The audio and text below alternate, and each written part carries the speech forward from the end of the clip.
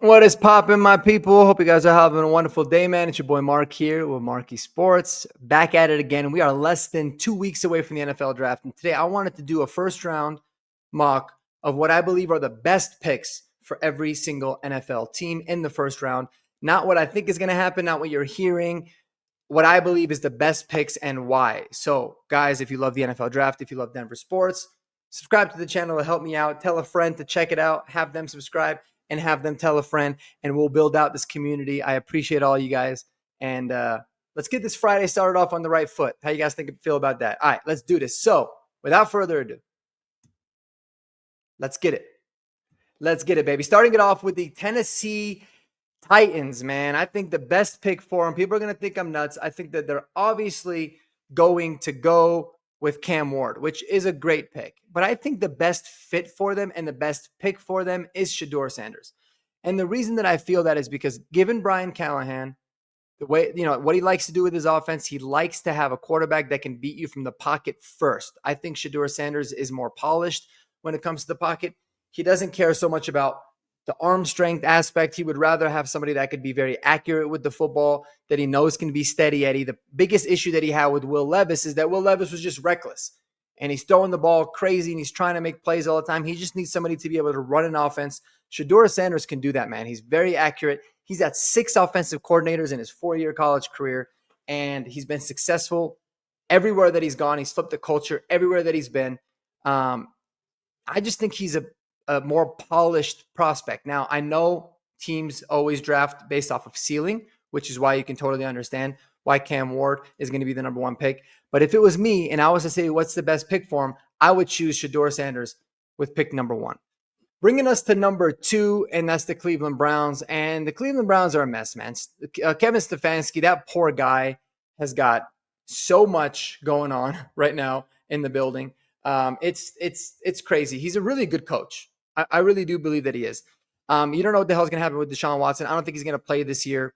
They obviously have a whole bunch of dead cap. They brought in Kenny Pickett. They just signed Joe Flacco. So bringing in another quarterback just doesn't make sense for them in a really rare case because they just have no direction in which they're going for. So for me, you got to take the best player available in Travis Hunter. Travis Hunter can help you in so many different ways.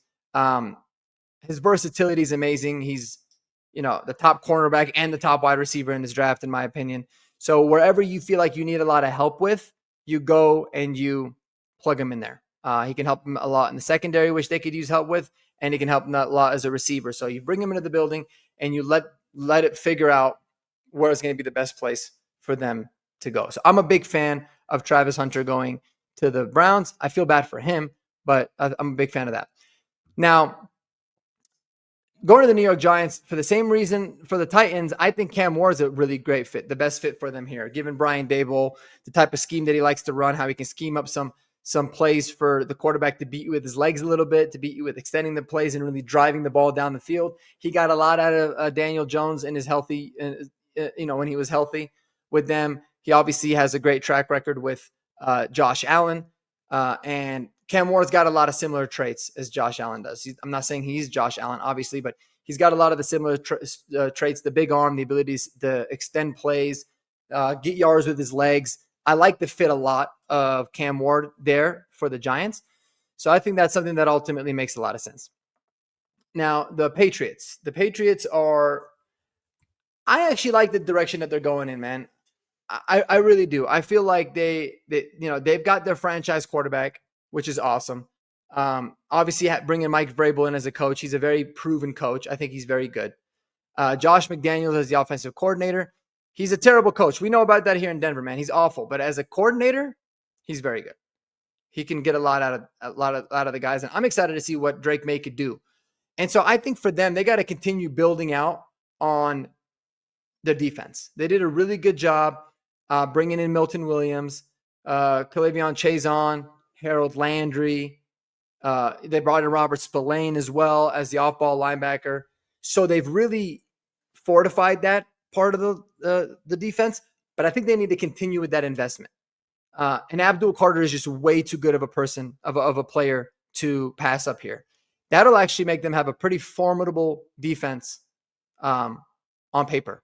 I like the pass rush ability that they can bring, and it would make a ton of sense. And when you're in the, they're in the NFC East. They've got Josh Allen and the Bills to deal with, and the best way to offset that is to be able to get after the passer, and be able to give your offense and your young quarterback, take a little bit of pressure off them by having a really good defense. So Abdul Carter, I think for me, without a doubt, makes the most amount of sense.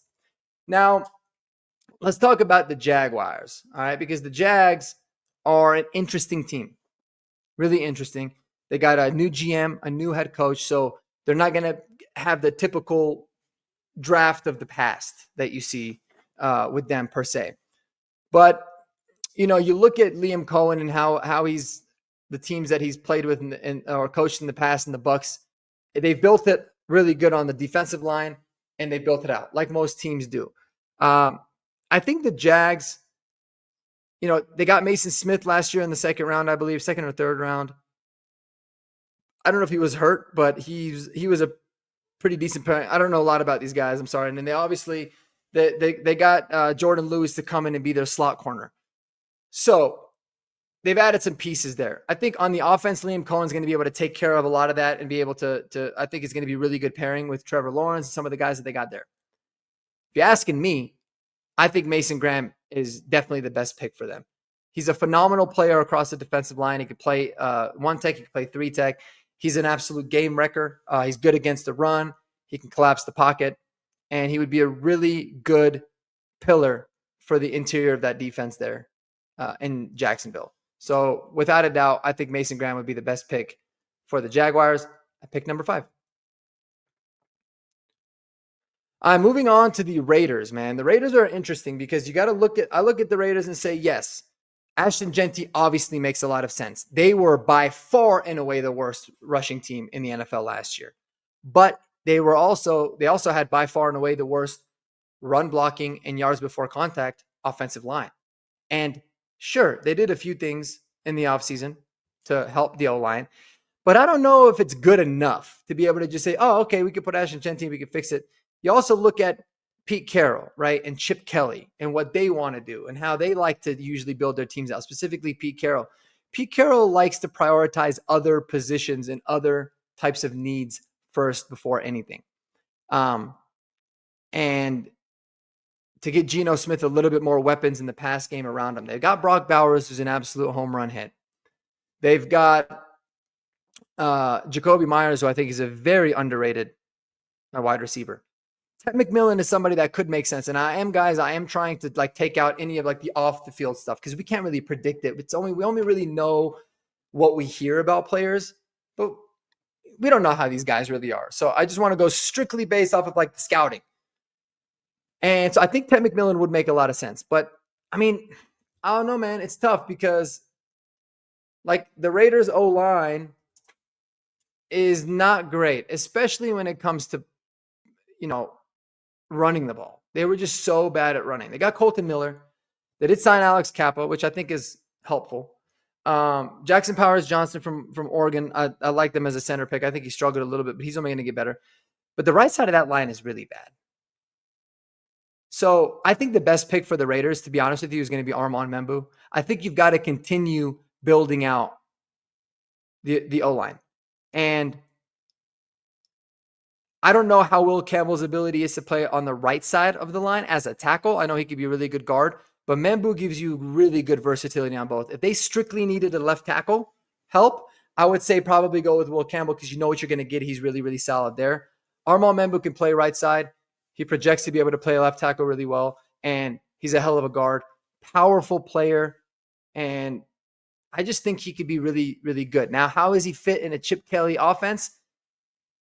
We're going to have to see. But that would be the best pick for him. Fortify the O-line first. Protect Geno Smith. Protect I would say he's a franchise quarterback. Yeah. You got to protect your franchise quarterback. But he'd be able to help you a lot in the run game for whatever running back you end up bringing in. And there's a lot of them in this draft. And there's a couple of Chip Kelly guys and Quinshon and Trevion Henderson that I think just make way too much sense and is going to allow for them to wait at running back. So although O-linemen sometimes are boring picks, I just think Armand Membu is way too good there. He really is. He's way too good of a of a pick for them. Going on to the New York Football Jets, I like the direction that the Jets are going in. I think that Justin Fields is a good signing. I think he's a very underrated player, and I think he just needs to have a little bit of continuity in his life to be able to really come out and shine. He just hasn't had ample opportunities, but you can see a lot of the flashes. I really like what they're doing with Aaron Glenn as their as the coach there. I think that they brought in, was it Tanner Ingstrand as their offensive coordinator. Where the hell is he from? Let me see that real quick. Let me kind of get a little bit of an idea of his background. Oh, he came from the Lions. That actually makes a lot of sense. So they're bringing a lot of the Lions stuff there. So I ultimately think this is probably going to be where another quarterback could go, but I wouldn't do it. If it was me, I would look at either the interior of like some sort of a interior defensive lineman or a tackle, somebody that can just be really good and continue to build out the O-line. And I think it makes a lot of sense. They need to continue to get better on the offensive side of the ball. I love what Will Campbell can bring for that team. He's powerful. He's good. He can play tackle. He can play guard for him. And I think he would fit really well within that system. So I like back-to-back tackles here. I think when you're teams like this that have kind of bridge or franchise quarterbacks, or just quarterbacks that they're going to at least commit to for a year or two, you've got to be able to protect them first and then worry about everything else. They've got ample enough weapons, I think, for Justin Fields. They can also get more later, but you've got to take care of your quarterback. And the tackle class is decent at the top, and then it really starts to wean off. So you want to get ahead of that, and you want to be able to build it out there as much as you possibly can. All right, the Panthers, man. The Panthers. I think that when you look at the best picks, for me, there's two that stand out. Tyler Warren, obviously, and Jalen Walker. And it really just depends on what do you want to do? How do you want to build this thing? I always forget he's the linebacker on here. And they could certainly use a little bit of pass rushing juice. There's no doubt about it. They were a little bit quiet in free agency. They got Trevon Moehrig. I thought at first they were going to get Milton Williams. I keep forgetting that there was that false report, but he ended up going to the Patriots. And so it's tough. It's tough, man, because I love the idea of giving your young quarterback who's finally really starting to hit his stride. He looked good. Bryce Young looked good in the second part of last season. He could use more weapons. There's no doubt about it. But the defense could also use a lot of help. So this is a tough one. But if I had to choose, I just think Tyler Warren is too good to pass up here. He would do wonders for that offense, specifically for Bryce Young. And I think it would be the best pick for him. Crazy enough. And what are they picking at again? I think I have it here. I know that they finally have some more draft picks. They've recouped a little bit. Maybe not. I think they might not even have a second rounder. Now that I think about it, maybe I should change. No, we're gonna stick with Warren. We're gonna stick with Tyler Warren there, and we are going to move on.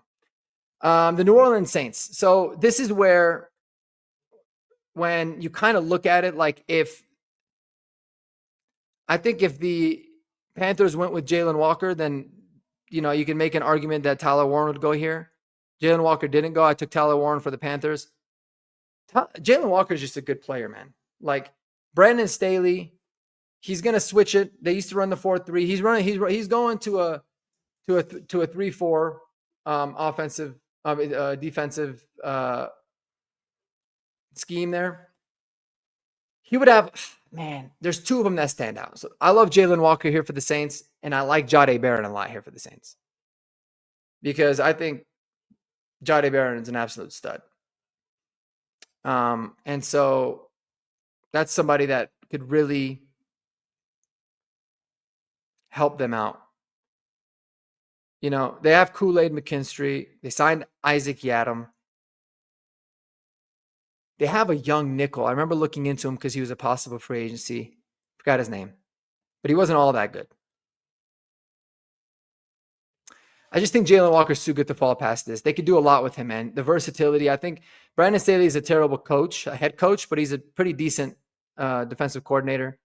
And I feel like they're going to want, Kellen Moore is going to want his version of Micah Parsons. Again, I did that, and he's going to be a linebacker. I'm going to go with Jalen Walker here for the New Orleans Saints. I think it's something that makes a whole bunch of sense for him. Now, when you're looking at the Bears, I think Armand Membu would have been a really good pick here for him, regardless, but he's gone. Will Campbell's gone. And given the way that this is falling, it's tough, man. It's tough. Here's the thing. Here's why it's unique with the Bears in terms of the best pick. The Bears are in a really sweet position, man, because they've got the 39th pick in the second round and the 41st pick in the second round. So they're able to get two really good players there. One of them could be a running back. One of them could be a defensive lineman. It could be a little bit of mix of both. I don't really know. So, we could see there's some really good defensive line depth, and they could be able to get that a little bit later because I like the guys that are remaining. Like, I'm a big Kenneth Grant fan. Obviously, I love Derek Harmon. I think Walter Nolan's got a lot of upside, but at 10, I feel like it's a little bit rich for them. And they're a pretty stacked team. I ain't even going to lie to you. Like, they're pretty damn good. And is there anybody else? Like, they need a safety. Is Malachi Starks worth the 10th overall pick? I would say yeah. I mean, I think he'd be somebody that makes a lot of sense for him. But you know me, I'm always against a running back in the first round, but Ashton Genty is a generational player. Plus, this isn't my team, so I don't have to worry about that. And dude, Ashton Genty with Caleb Williams and Rome Odunze and DJ Moore, I think Ben Johnson would have a field day with that. I like that fit. I think that would be the best pick for him. No doubt about it. I think that's really good. Crazy enough. Crazy enough. All right, the Niners here, with the way the board fell, the Niners are a little bit butthurt because I've taken Armand Membu here a lot, and I love that for him. I've taken Will Campbell. I like both those guys for them a lot. There's not really any other tackle / guard prospects that you could make the idea. I mean, Kelvin Banks makes a lot of sense because they ran a very similar wide zone in Texas, if I'm not mistaken, and he would fit there. I think 11 is rich, but I think it's a really good pick.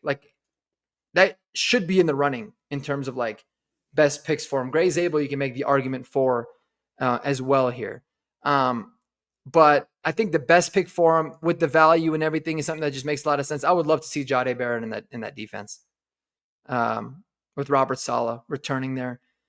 Man, this dude is just such a good player. And what makes Jahdae Barron really underrated, besides the fact that he could be a very good corner on the outside, he could be a very good nickel. You can mix him up with a lot of the different schemes that they're running in the NFL now. But he's a very, very, very good tackler. And that's not always common with young rookie college corners. So I love me some Jahdae Barron there. The Dallas Cowboys, the good old Dally Dalles. The Cowboys are an interesting team. Now, I'm going to go after this as if the off the field stuff don't matter. And if that's the case and you're just going based off of the tape, Ted McMillan, I think, is definitely the best fit for them and a pick that I think is the best pick at this particular time of the draft because he complements, based on his skill set, he complements CeeDee Lamb really well. I think they want to be able to stretch the field a little bit more, bring a little bit more dynamic playmaking with Schottenheimer there. So I like the Ted McMillan pick for him. They could go a lot of different ways. You never really know with the Cowboys, but I think Ted McMillan here would be the best fit for the Dallas Cowboys. Moving on to the Dolphins. Now, the Dolphins are interesting because they need to be able to get the inside of that O-line fixed up. They really do. And if I was going to be real, I think that Armand Membu or Will Campbell, I think one of those guys will probably be available in the real draft, but they're not here. And so I don't know if at 13, there's really anybody else that could fit for him. I mean, I think Gray Zabel is so good. And I think if they took him at 13, it wouldn't be crazy. Because you're not going to get him in a second. So we're just doing a first rounder. Malachi Starks makes a lot of sense for him too. Replacing Javon Holland. Jahdae Barron's gone, so he's not going to make a lot of sense. Oh, what am I thinking, guys? The best pick for the Dolphins right here would probably be Will Johnson. They need cornerback help. No doubt about it. I think Will Johnson would be really good pairing with Jalen Ramsey. And then they can look at getting a safety in the second round or trading back up maybe for Eman Wari or Xavier Watts in the second round, which is a really popular pick for him. But yeah, I like Will Johnson here a lot as the corner, as a fit for the Dolphins. Indianapolis Colts. I think the best pick for them originally would have been Tyler Warren. He's gone. So we're going to take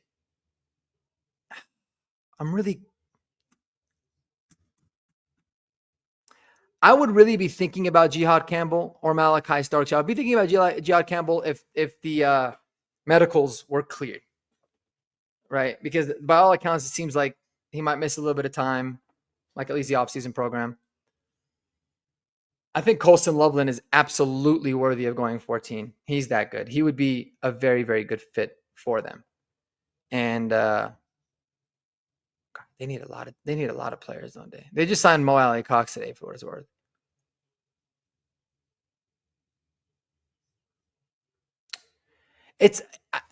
I go back and forth because I can understand why Colston Loveland would be such a good fit. He'd help out Anthony Richardson, but I also don't think Anthony Richardson is really going to be the starter for that long. I think it's probably going to end up being Daniel Jones. And regardless, I think both those guys are just not very good, obviously. And so just getting them a tight end is not going to help them that much. You need to be able to, and they don't even have really that good of a defense.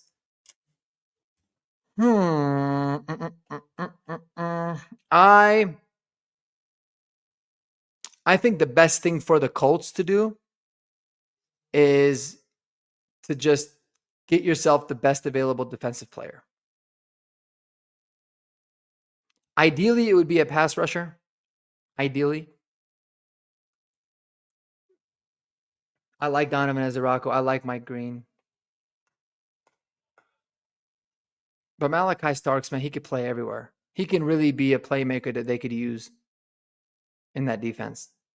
They can get creative with how they can use him.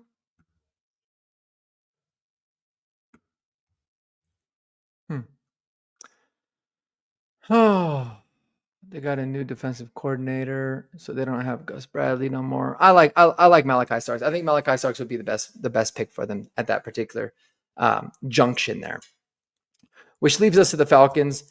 And the Falcons, they need defensive help, no doubt about it.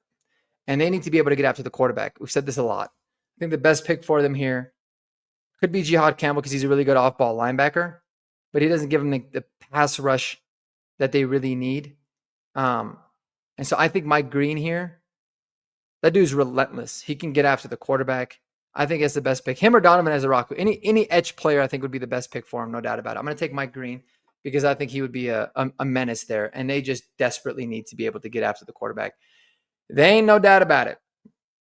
But yeah, they have quite a bit of holes, but help that, fortify it. Just like I had said, when you're playing in the NFC South, it's going to be open. You need to be able to get after Baker Mayfield and get the pass rush. So the same kind of argument that I had made, with the Saints applies here to the Falcons. So Mike Green it is. All right. The Arizona Cardinals. Man, the Arizona Cardinals. To be honest with you, for me, I think that I like the idea of going with a tackle for him, but I like the idea of going with a defensive lineman for him. I think both of those players make a lot of sense. Both those positions make a ton of sense. Now, when you're talking about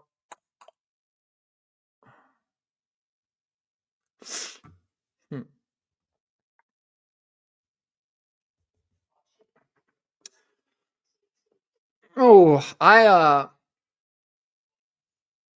feel like Kenneth Grant or Derek Harmon make a lot of sense here for him. I think they do in a Jonathan Gannon type of an offense. But they could also make the line a little bit better, more on the interior. Is Josh Simmons here somebody that could fit well? Josh Simmons certainly could, but I think the best pick for them right here, personally, would be Kenneth Grant. Absolute beast of a player. And he could really be what their defensive line needs. I mean, he helped him with the run game, he help him get after the passer, but mainly in the run game. So I like that pick a lot for him. I'm going to go with Kenneth Grant. I just couldn't really escape that from my mind. I tried to give him a tackle. I tried to, but it's not really anything that makes sense. So I was thinking a lot about the Bengals earlier because they definitely have to go defense, obviously, with all the investments that they made on the O-line and how bad on the offense and how bad their defense was last year. And they're kind of in like a high risk, high reward environment is what they've shown. Like they paid all their players. No one thought that they could do it. They're putting a lot of risk into it. You might as well continue with that mindset. And if you're going to do that and you're going to go with the defensive player, Shamar Stewart may make the most amount of sense. Because if this dude is a hit, he's an all-pro. If he's not, then he's a dud. And that kind of seems like something that the Bengals would be big fans of doing. Man, it's tough though, you know. They brought in Al Golden from Notre Dame to be their new... Is it Al Golden? Who is their new defensive coordinator? Yeah, Al Golden. Oh, he was with Notre Dame and came here. Yeah, I like Shamar Stewart for him, man. I feel like if you're just gonna go for it, go for it. He's got crazy tools. Crazy tools. I wouldn't necessarily want it for my team because I don't like the high risk, high reward, but I like it for the Bengals, man. Maybe they could figure something out with Trey Hendrickson and he can learn a thing or two from him and they can really just, man, if they hit with that, it's gonna be good. And like I said, they're kind of in like a go all in mode. So screw it. You might as well go with Shamar Stewart there. This one's an easy one for me. There's a lot of speculation as to what the Seahawks are doing. They need to protect Sam Darnold. They need to be able, they really need to fix their offensive line. Gray Zabel can play tackle, but he could be an all-pro guard. And he can even play center. And he could be an all-pro center. And they need both. He could play all 5 spots in the O-line. It just makes way too much sense. You invested all that money in Sam Darnold. You got to protect him specifically on the interior. I don't care about the whole positional value, type of thing with centers and guards. First of all, they're extremely important, and they have the highest hit rates of any positional group in the draft over the last 25 years is actually center and guard. They usually hit really well. And so Gray Zabel is just a home run pick for him. This one's easy. Jihad Campbell everybody's projecting this. Jihad Campbell's an unbelievable player. This guy's going to be able to replace Devin White. He's just an absolute stud. Jihad Campbell's a perfect fit for a Todd Bowles defense. All right, we're going to take a break real quick. I'm going to take some water, hit the bathroom up. I'll come back. We'll start with my Denver Broncos, and we'll go through pick 32. 1 second, y'all. All right, getting back to it. My Denver Broncos are on the clock. And this is always tough for me to say what's going to be the best pick for the Broncos versus what do I want for them to do. And typically, those should go hand in hand, right? A lot of people think the best pick for the Broncos would be Marion Hampton. And the answer is absolutely not. That is not the best pick for the Broncos. But we don't have to go down that rabbit hole again. But I like to trigger some people that are like, what do you mean? But no. There's a couple of different options here that are going to be the best pick for the Broncos. And it really, for me, it boils down to 4 guys. Colston Loveland, right? So let's talk about Colston Loveland first. Colston Loveland is an incredibly talented player. The gap between him and Tyler Warren is not that much. He's what I think is going to be an elite receiving tight end with a lot of upside. I think he's kind of gotten slept on a little bit because he had the shoulder injury. He hasn't been talked about a lot, but Colston Loveland is very, very good, and he would fit into Sean Payton's system like a glove. Obviously, we got Evan Ingram, but that does not mean that the tight end position is fixed. He gets injured, we're right back to square one. I love the idea of revamping that room and getting Bo Nix another weapon. And Colston Loveland would be very, very good. He's the future of tight end here in Denver. He just fits in every single way. So he would be a very, very good pick for him. The other guy that fits that mold is Emeka Egbuka, right? Because what Emeka Egbuka can bring, aside from fitting into Sean Payton's scheme of like the culture fit and the kind of person that he is, he brings a unique receiving style and ability that this team is missing. He complements Courtland Sutton really well. He could play the Z where he's playing in line a little bit more, where he's blocking in the run game. He can be put in the slot. He can play X, I think, opposite of Sutton if needed to in certain packages. You can move him around. They used him a lot in Ohio State in the backfield, running motions. They even used him like literally next to the running back as a lead blocker on a lot of the wide zone stuff that they were running. He's just super versatile, and he brings a unique element that we don't have. The toughness, catching across the middle, sure-handed. I love Emeka Egbuka for the Broncos. Another guy that could make sense here is Jaden Higgins, whom I love as a true outside X receiver. He's dynamic. I think he reminds me a lot of like Courtland Sutton, Demaryius Thomas coming out. I think he's more athletic than Sutton was coming out of SMU. He makes a lot of sense because he could complement Sutton in the next couple seasons, depending on how long the extension lasts, and then he can ultimately replace Sutton. So it's a good pick for the short term, but it's even better pick, I think, for the future.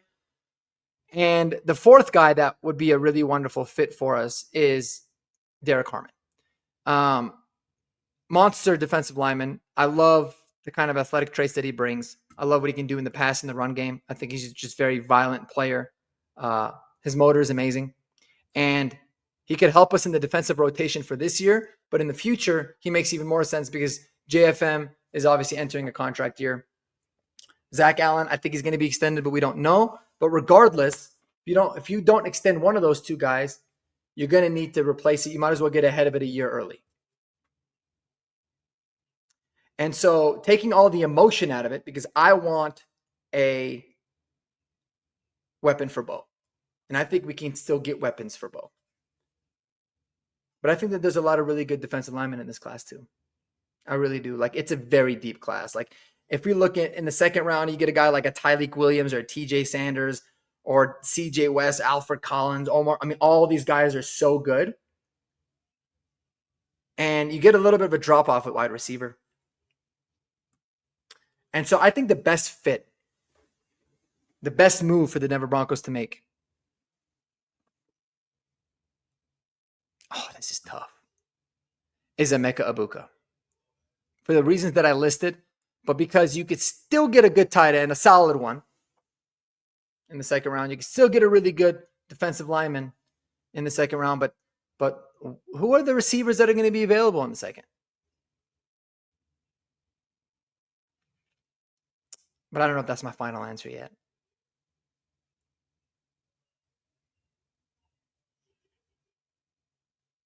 Damn. This is tough, man. It's tough when it's your team. Because who do I think is the best fit? Matthew Golden. Like, he's so good, but is he the best fit for the team? I don't know. I can't say that he is. Like, I would love to have him because I think he's dynamic. But if he's not, then why would Egbuka be? Oh, man, it's tough.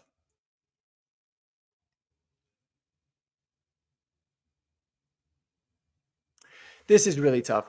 All right, I think I made my decision, and I'll explain it to you why. So it's not going to be Emeka Egbuka as what I think would be the best pick. It would be probably my favorite pick, but it wouldn't be the best pick. I think the best pick for the Denver Broncos ultimately would be Colston Loveland. And the reason is because I think the drop-off from Colston Loveland to the next player is so steep. Even though I love how Mason Taylor would fit with Sean Payton, I really do. I think he's clearly tight end 3. I just feel like Colston Loveland, man, you can never – I mean, we really need to fix that tight end position long-term, moving forward. And he kind of checks off 2 boxes because he adds to the tight end room, but he could also do a lot of the things that Egbuka would do as well if he needed for him to. And to an extent, I don't think he's going to be available at 20, but I think he would be the best pick for the Denver Broncos. So we're gonna go with that. All right, the Pittsburgh Steelers, man. Let's see. The Steelers. I think that you can make the argument for Omarion Hampton here for them. They're going to get Aaron Rodgers is probably what's going to end up happening. They got Jaylen Warren, who's a good back. Omarion Hampton makes sense there because they have Jaylen Warren, and that's a really good one to like. They they would complement each other very well.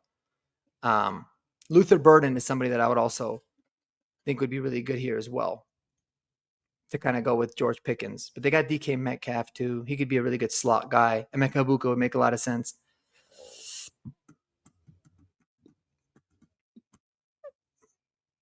I like Emeka Egbuka a lot here, man.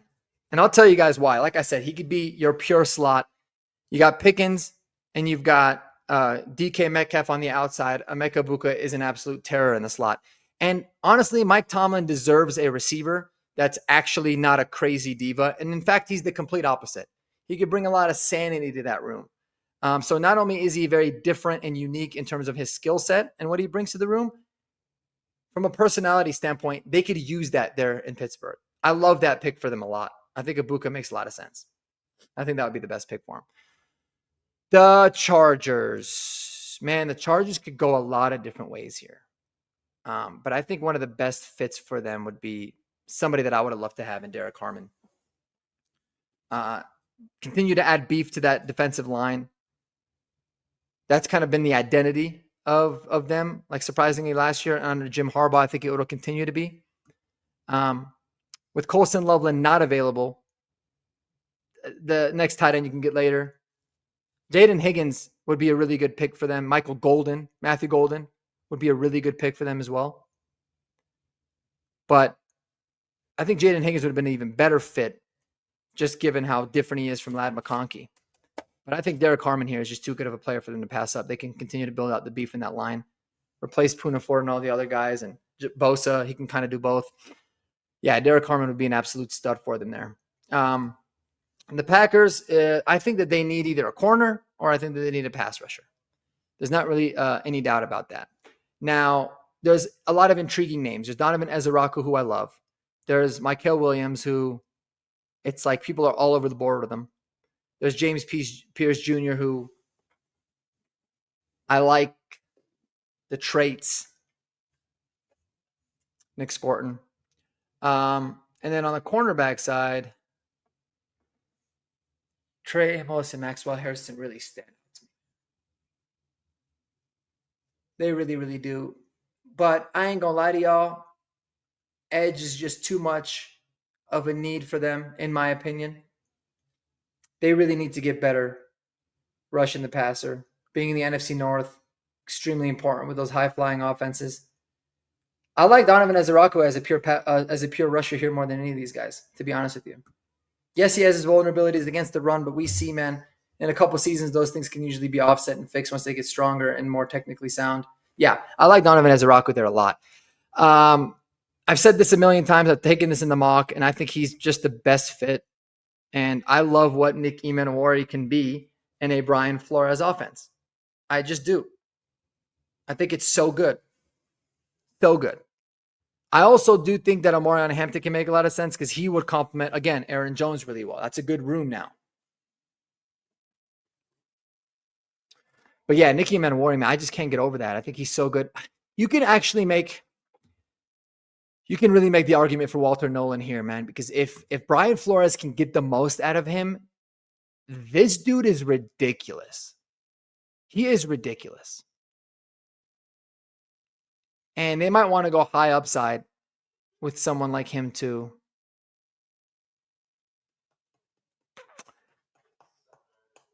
I think the Vikings should take the risk and go with the upside of Walter Nolan on the D-line. They could use that. Even though it's a really deep D-line class, I'm just curious to see what the hell Brian Flores could do with Walter Nolan. I like that. I like that pick a lot. I'm a big fan. Looking at the Titans, obviously they traded away Laramie Tunsil. So got themselves an extra pick later, which is, I don't think the best move, obviously. They ended up signing, I forgot the name of the tackle that they signed. He's kind of a journeyman, but he'll be like a good one-year replacement. So they could look at a future tackle. But that signing allowed for them to maybe go with a tackle with one of their second-round picks that they can develop that they don't necessarily need to fix early. They got Nico Collins. We don't know what's going to happen with Tank Dell there. Luther Burden would be dynamic in this offense. But Matthew Golden is way too good too. Matthew Golden would be a really, really phenomenal pick for them. If they got him at 25, which they probably won't. But yeah, I just think Matthew Golden, man, like his inside out versatility. If Tank Dell ends up coming back eventually, you just throw Matthew Golden outside and he's a really good X. If not, no problem. You put Matthew Golden in the slot and you let him eat as well. So, and you can just move him around everywhere. He'd be such a good player for CJ Stroud. So we're gonna keep Matthew Golden in Texas and take him with the Houston Texans. Yeah, I would love that pick for them. The LA Rams. You know, it's crazy because there's a lot of guys that would be really good for the Rams, right? When you're talking about their needs, it says tight end and tackle. There's some tackles that can make a lot of sense. I think Kelvin Banks would make sense here. I think Josh Simmons would make a lot of sense. But what do I think is the best pick for him? Dude, I'm sorry, but I can't stop thinking about what the hell Sean McVay would do with Luther Burden, mixing him in with Puka Nacua. I mean, holy hell. Like, I love me some Luther Burden, but I love Luther Burden with Sean McVay. That would be so fun and so dynamic, and I'm just going to do it because I think it would be a phenomenal pick. I really do. I think he's so good, man. So good. All right, the Ravens. I feel like anything's just a good fit for the Ravens. The Ravens are just nice, man. But I think the Ravens would be able to get the most out of James Pierce Jr. I like a lot what they'd be able to do with that from that standpoint. I think Nicky Manwari would be someone that would be super intriguing here as well. The team up with Kyle Hamilton. Kind of a little bit of a different, you know what? I really like that. I would kind of talk myself into it. Like what Nicky Manwari and Kyle Hamilton combo could do would be ridiculous in terms of the different looks that they can give teams, man. Because Kyle Hamilton has really transformed that defense. Nicky Manwari would help make it just another level. So I like that a lot, actually. I'm a really big fan of that. And then the Lions, the good old-fashioned Lions.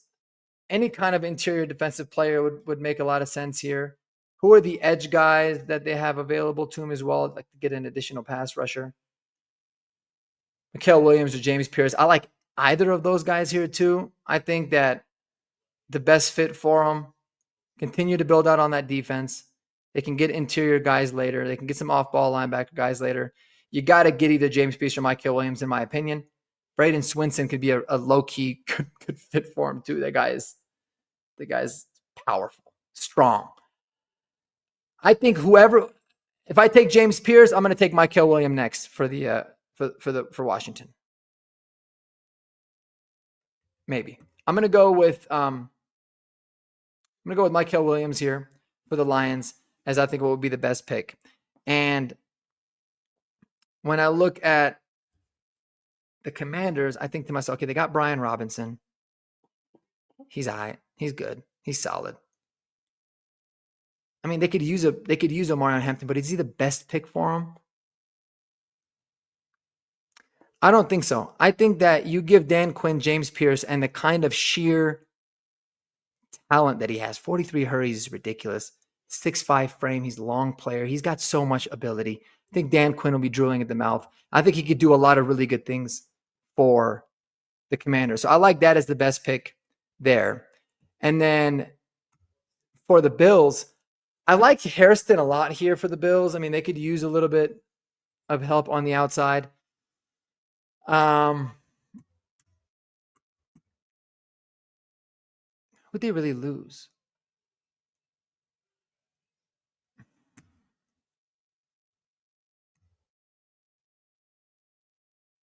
I think Trey Amos is really good, man. I think he'd be really good here. I really do. I like the kind of length. They'll probably end up trading back out again because that's just what they do. Nick Scorton's getting a lot of buzz too. They could use an edge. He's a young player.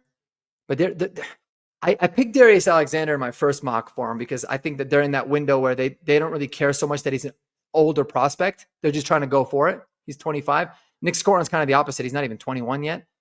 And so if they're really going to go after it, those guys would make sense. They could use help in the secondary, though, man. I mean, they really could.